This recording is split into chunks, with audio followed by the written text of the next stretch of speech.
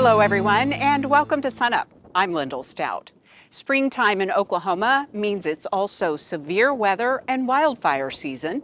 Of course, preparation is key, but so is being ready should your home or business ever be affected.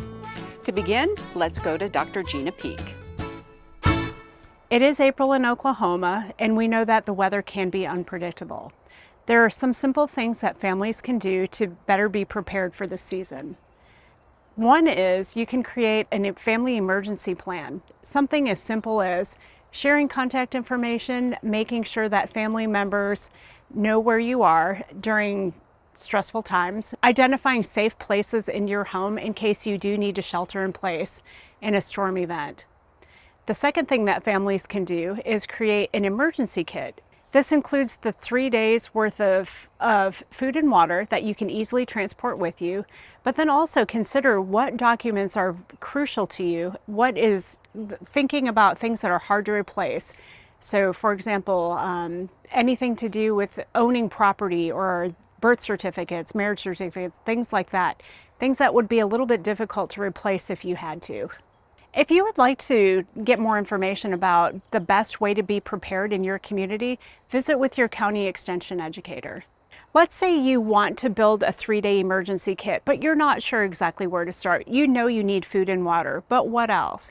Your local educator can help you think through your specific needs and help you build that kit.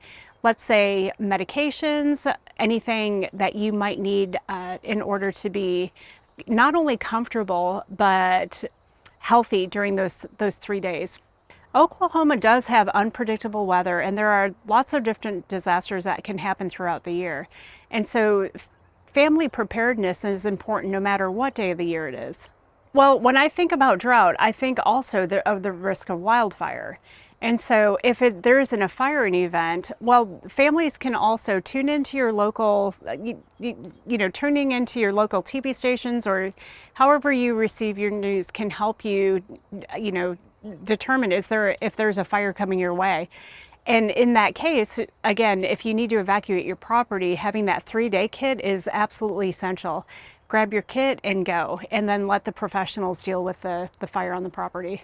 It helps bring people comfort knowing that they are prepared. If they have to shelter in place or leave the property, being ready makes people feel better. Our whole objective with disaster preparedness education is to help people feel better. We don't want anyone to be scared. We want people to realize that they do have some control and that there are very simple things that you can do to help you and your family feel better. OSU Extension has lots of different resources, so whether you are interested in reading up about shelters on your property or how to build a 3-day emergency preparedness kit by shopping in your own home, we have everything. For more information, visit the SUNUP website.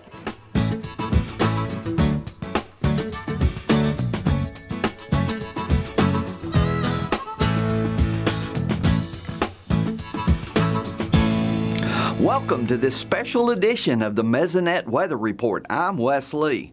Oklahomans know that spring is usually severe weather season. While tornadoes can happen every month of the year, the vast majority of them occur in the spring.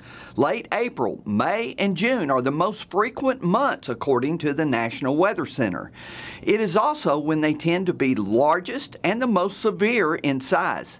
Just like months, tornadoes can occur at any time of the day, as you can see on this chart, but they tend to appear most frequently during the afternoon peak heating hours, with 3 in the afternoon until 8 in the evening being the most common times. Fortunately, we have a very good forecast system nowadays, and we usually know in advance when to be on the lookout. Storm outlooks are usually put together days before a severe storm occurs. Then, when all the right ingredients are expected to be present, a watch is initiated, often hours before anything ever happens.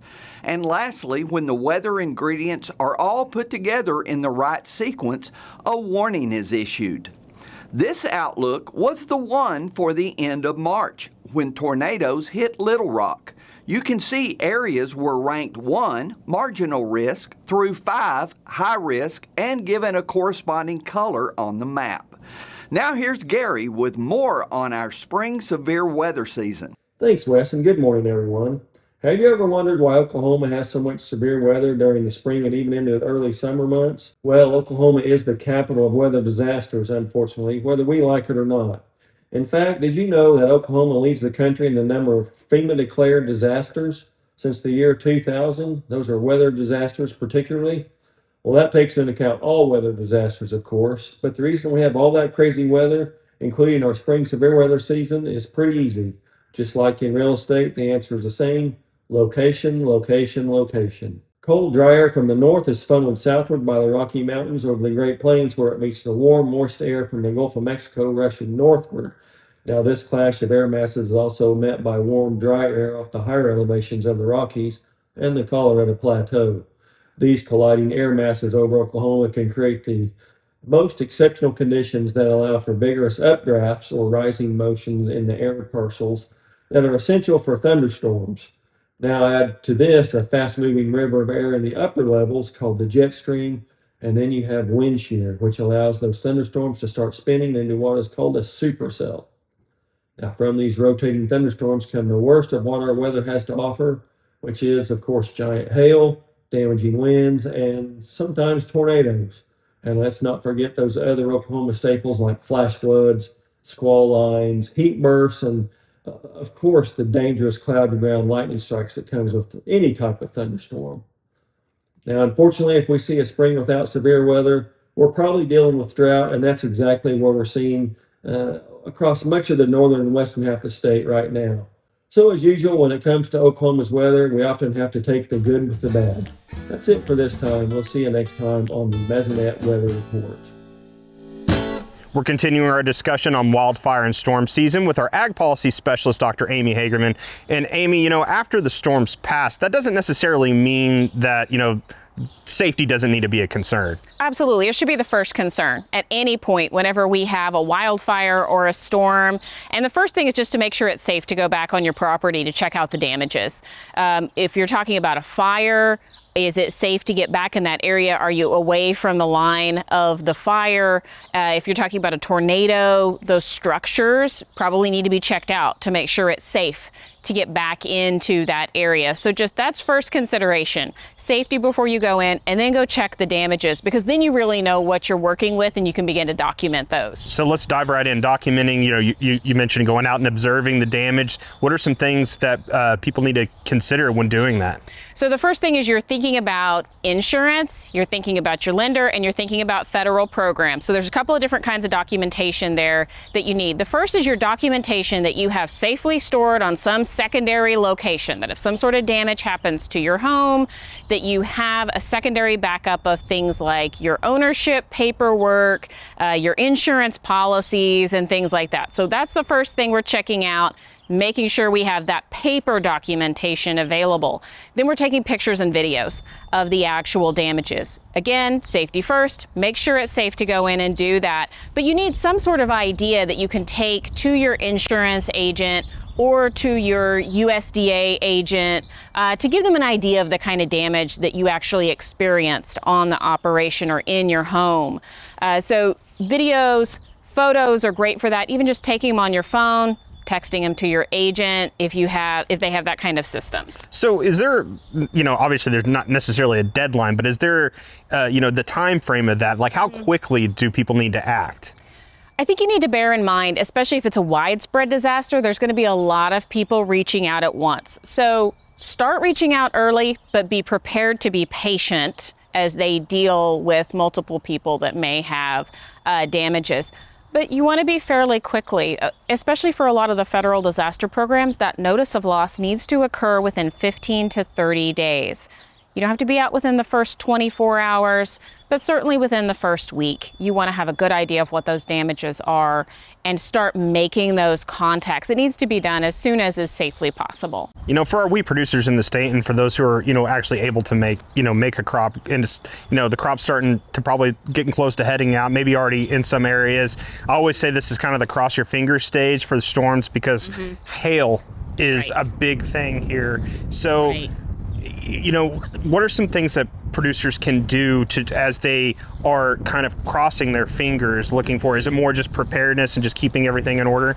Well, hopefully they have some sort of insurance on that land, or they have a plan for that. If something happens, if a hailstorm happens and you get, again, it's that near-term damage effect.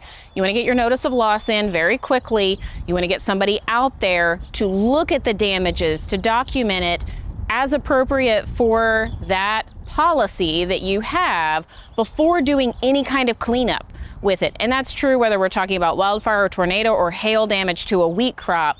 Before you do any sort of cleanup, before you do anything, you know, putting it into another crop or anything like that, talk to the insurance agent, make sure you've checked every box there, because you don't want to put yourself in a position where you voided your policy. And OSU Extension has a lot of resources on the emergency and disaster preparedness page too, right? We do. We're talking about a lot of different kinds of disasters, and we're mixing them all up here because, hey, it's spring in Oklahoma. But we have specific segments for different types of disasters. And so they cover everything from that documentation, cleanup, safety and cleanup, and then also different kinds of recovery programs, because recovery programs are going to be different for any one of these kinds of disasters and what's available to a producer. All right, thanks, Amy. Dr. Amy Hagerman, Ag Policy Specialist here at Oklahoma State University. And if you'd like a link to the Emergency and Disaster Preparedness page, go to our website, sunup.okstate.edu.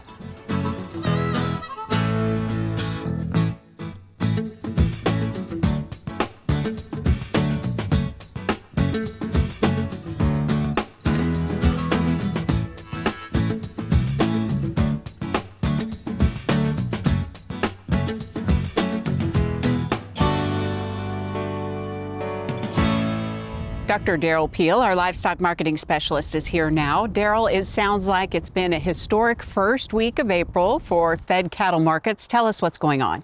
Yeah, these cash fed cattle markets, the first week of April on Thursday, we set a new daily cash market price level. The previous record was in late 2014. On Friday, it moved even higher. So the weekly average was also a record, you know, for all time at this point in time. So, given that's happening, what do you think's next, and what does the rest of the month hold? Well, you know, we're moving into tighter supplies. This is just the beginning, I think. Now, in terms of the time of year, normally we would expect, you know, in a more stable market, fed cattle markets would peak about now. They would drop off seasonally a little bit into the summer and then come back in the late part of the year. I'm not sure with this uptrend in the market that's in place that we'll see a lot of drop off this summer. Maybe it plateaus a little bit. It might drop slightly, but in general, these prices are going to be poised to move higher. If not over the summer, certainly by the end of the year, we will continue to see new record prices as we go forward. Are you seeing some of these same trends when it comes to feeder cattle? The trends are there. We have not reached record price levels now. Again, the previous prices for fed cattle or feeder cattle prices, you know, Oklahoma auction prices, for example, peaked in late 2014. We're not at that level yet, but we are moving higher. We're at the highest level since sometime in 2015. And as we go forward, certainly at some point in the next few months, we will see feeder cattle prices exceed those previous records and move, I think, even significantly higher than that at some point in time. We talk a lot about drought, of course. What's the latest on the drought situation and how that plays into all the things that we're seeing? Yeah, you know, the drought situation in Oklahoma is really kind of sharpening focus right now. We've had, you know, a significant amount of moisture in the southeastern part of the state that has removed drought in many areas. It's moved the drought line just a little bit farther west. The areas north and west of there have continued, in fact, are getting a little bit worse in terms of serious drought. And the line between them, which runs basically in Oklahoma southwest to northeast up the I-44 corridor, is very narrow in many cases. So there's a very limited gap between the haves and the have-nots, if you will. There are places in Oklahoma right now where within 60 miles you can go from an area that has no drought through all of the drought categories to an area that has D4 or exceptional drought in just an hour's time of driving. And we see those maps all the time from the Mesonet and always hope for the best. But for those still dealing with that, you know, severe and exceptional drought, what's going on with those producers? Well, again, time of year, you know, it should be, we should be greening up and growing. Without the moisture, they're not growing. They're trying to green up a little bit in those dry areas, but producers in that area recognize that they're losing pasture and hay production on a daily basis at this time of the year. And I've talked to a number of producers now that recognize that they're very likely facing some additional herd liquidation and some additional culling here in just the next few weeks. Well, that's certainly tough to hear. We'll hope for rain that hopefully can save things. Well, Derrell, thanks for the update, and we'll see you again soon.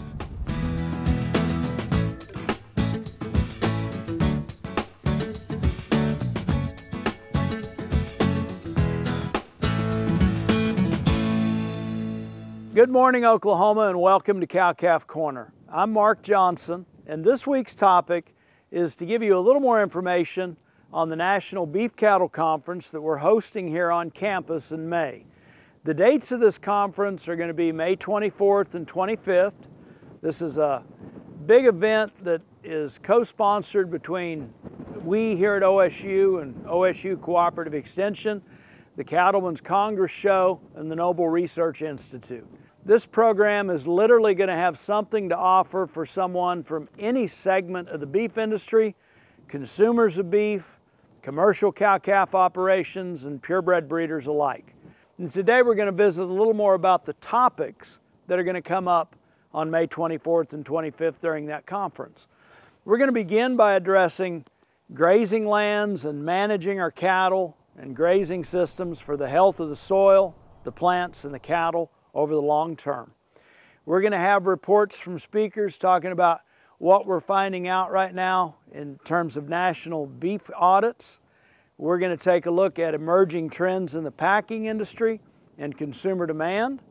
Later on that first day, we're going to get into some panel discussions with regard to selection. We're going to talk about the effectiveness of a lot of the dollar values or selection indexes that we see in the genetic prediction profile of a lot of our beef breeds.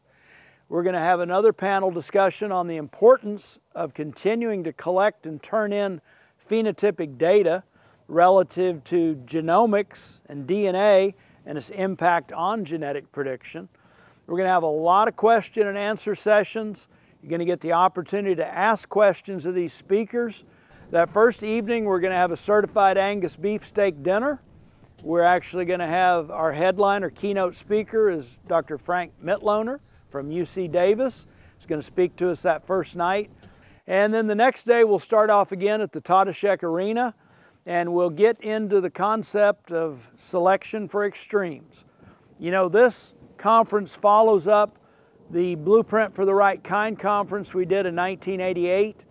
The actual title of this conference is the National Cattlemen's Conference, Blueprint for the Future. And we always get into the concept of selection for extremes, and we're going to handle this from a variety of different topics. We're going to look at late day morbidity, the selection for marbling, the selection for depth of body. We're going to take a little deeper look at some of the things we think we know about dry matter intake on cows and how that relates to what they actually eat. We'll move into another panel discussion, and we'll talk about ethics in the show ring and ethics in marketing. We'll discuss things like the use of Photoshop as we run pictures and putting together promotional materials for sales. Got a great set of speakers on that one as well. We're going to have some experts come in from what we refer to in the beef industry as our competing protein source industries and talk about what they see relative to now and the next few years with respect to consumer demand, our economy, and how that's going to impact how we market beef or more effectively market beef in the future. One of the important things about this conference that we're doing is going to meet in person. It will not be live streamed. We've all lived through COVID in the last few years, and we have worked at this one for a while and look forward to hosting an event where we all get together, meet at the Toddeshek Arena, have the opportunity to get engaged in thoughts and conversation, bounce ideas off of each other.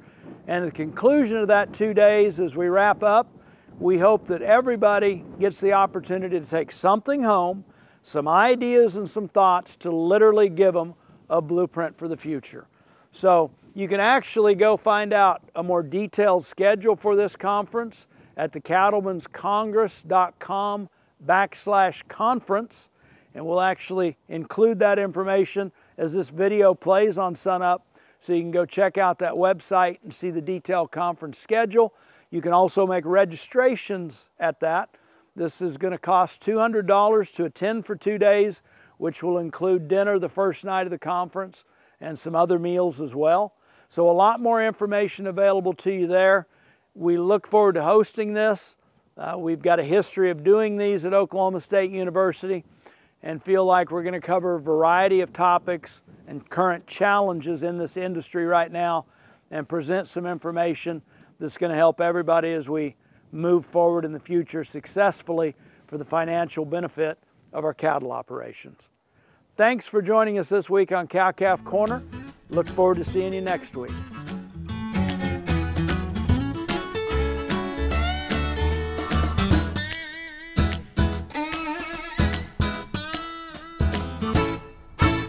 Dr. Kim Anderson, our crop marketing specialist, is here now. Kim, the latest WASDE is out. Did you have any surprises? I think there were some surprises in this WASDE, and that was that there was really no changes.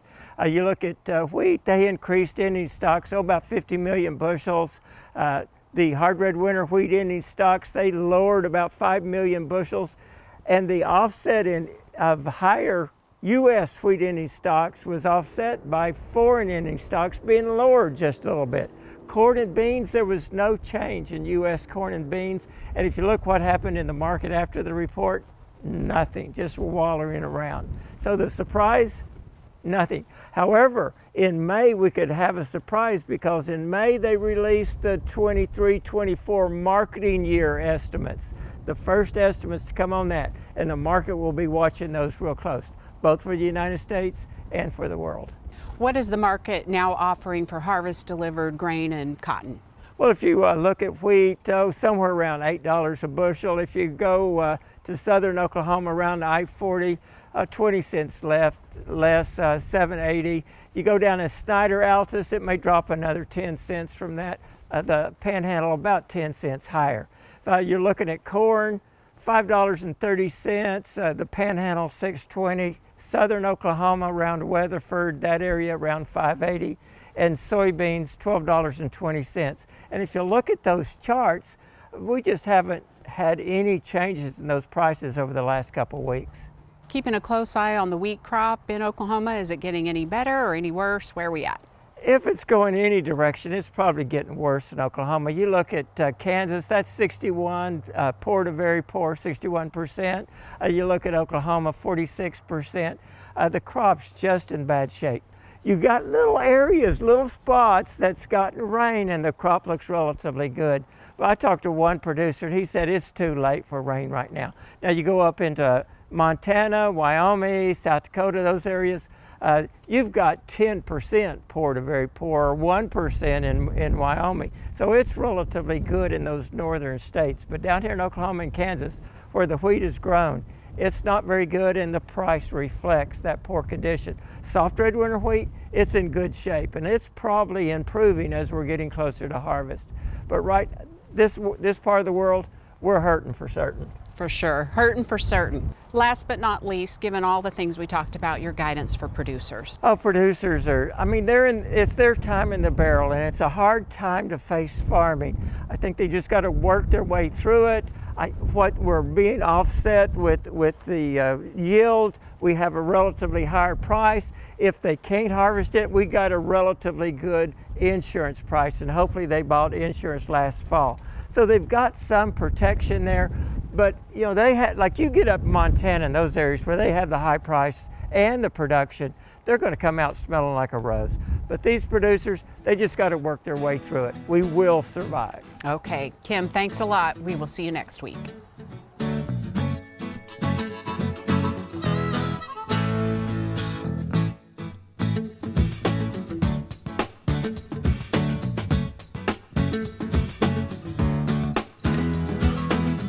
Finally today, talking Oklahoma politics and something most of us can agree on, celebrating our favorite topics at Ag Day at the state capitol.